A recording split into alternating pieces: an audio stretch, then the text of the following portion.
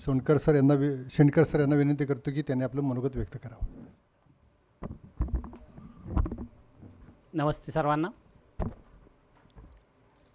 आजच्या कार्यक्रमाचे अध्यक्ष कुलकर्णी सर, नियामक मंडळाचे सदस्य भोसले सर, या प्रशालेच्या मुख्याध्यापक राव मॅडम, उपमुख्याध्यापक नाईक सर, आमच्या पर्यवेक्षिका डॉक्टर गायकवाड मॅडम, त्याचबरोबर आमचे मित्र प्रमोदजी गद्रे सर, अभिनव महाविद्यालयाचे माजी प्राचार्य कांबळे सर, आमच्या समग्रचे क्षीरसागर सर, आणि ज्यांनी सूत्रसंचालन अगदी छान केलं असे चिंचकर सर, आणि आजच्या सत्कारमूर्ती आमचे मित्र हनुमंतजी तोडकर सर, आणि ज्यांनी पुणे महानगरपालिकेत माध्यमिक शिक्षक म्हणून काम केलं अशा त्यांच्या सुविद्य पत्नी तोडकर मॅडम, आणि सर्व तुमचं मनपूर्वक स्वागत.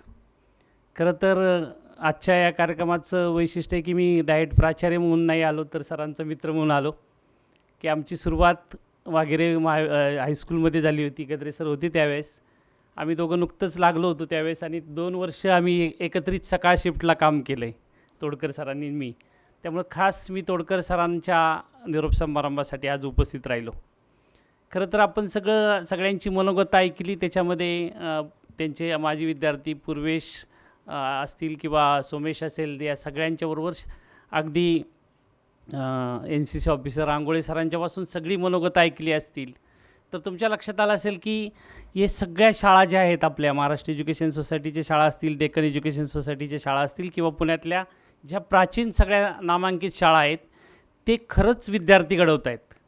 आणि आता मला प्रश्न पडतो की आता मी क्षेत्रीय प्राधिकरणाचा सदस्य म्हणून काम करतो आहे शिक्षण विभागात. तर दर महिन्याला सेल्फ फायनान्सच्या जवळपास 20 ते 25 शाळांच्यावर फाईलवर आम्ही सह्या करतो आहे. आम्हाला प्रश्न पडतो की अरे ह्या चांगल्या शाळा ज्या आहेत, त्या चांगल्या शाळा अशाच ह्या सेल्फ फायनान्स जर आल्या तर आपल्या शाळा या काम करतात, त्यांचा प्रश्न निर्माण होतो आहे आमच्यासमोर. कारण या सेल्फ फायनान्सच्या शाळा ज्या आहेत त्या सगळ्या आता ज्या शाळा आल्यात त्या व्यावसायिक तत्वावर उभारलेल्या शाळा यायला लागल्यात. पण काही शाळा ज्या चांगल्या काम करत आहेत की ह्या ज्या डेक्कन एज्युकेशनच्या, ह्यांच्यातले संस्कार बघितले तर पूर्वेशच्या भाषणातून किंवा सोमेशच्या भाषणातून किंवा या शिक्षकांच्यामधून सरांच्या बाबत जाणवले असतील, तर संस्कारक्षम शाळा निर्माण होणं गरजेचं आहे. कारण तुम्ही बघितलं असेल की मुलांचा स्क्रीन टाईम वाढतो आहे. आत्ता जे वाचन व्हायला पाहिजे मुलांच्याकडून ते होत नाहीत, ते व्हायला पाहिजे वाचन, आणि ते होत नाही. आणि मुलांचा तुम्ही बघितलं असेल की मुलांचं निरीक्षण केलं की मुलांच्या रागांच्यावर नियंत्रण राहिलं नाही, की मुलं लगेच रागाला जात आहेत. प्रचंड राग मुलांच्यामध्ये लगेच निर्माण होतो आहे.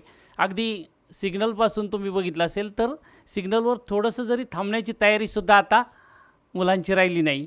आणि ते संस्कार खरं घडवण्याचं काम तोडकर सरांनी केले, आणि असे शिक्षक होणं गरजेचं आहे.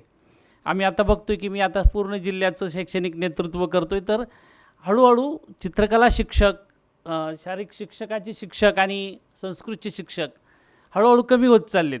आम्ही आता मध्ये संस्कृतचे जो 80 व्हिडिओ निर्माण केले की पुढे संख्या संस्कृतची कमी झाली तर मुलांना दाखवायचं काय नेमकं, म्हणून आम्ही संस्कृतच्या शिक्षकांच्या मदतीने व्हिडिओसुद्धा निर्मिती केली.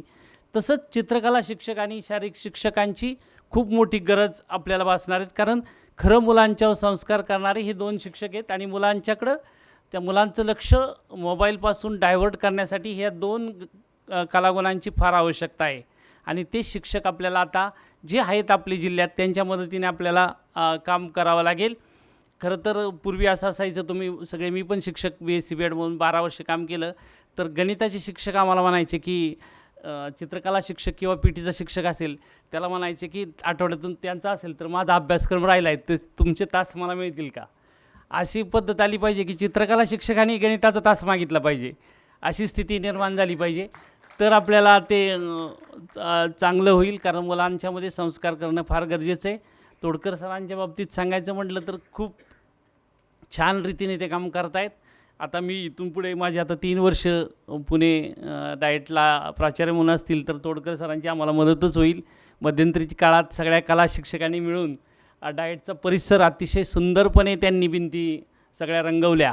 त्यामुळे आधीची जी चित्र होतं संस्थेचं, आपल्या शिक्षण विभागाच्या कार्यालयाचं, ते चित्रच ह्यांनी सगळ्यांनी बदललं. तर ह्या सगळ्यांचं खूप खूप मोठं काम आहे.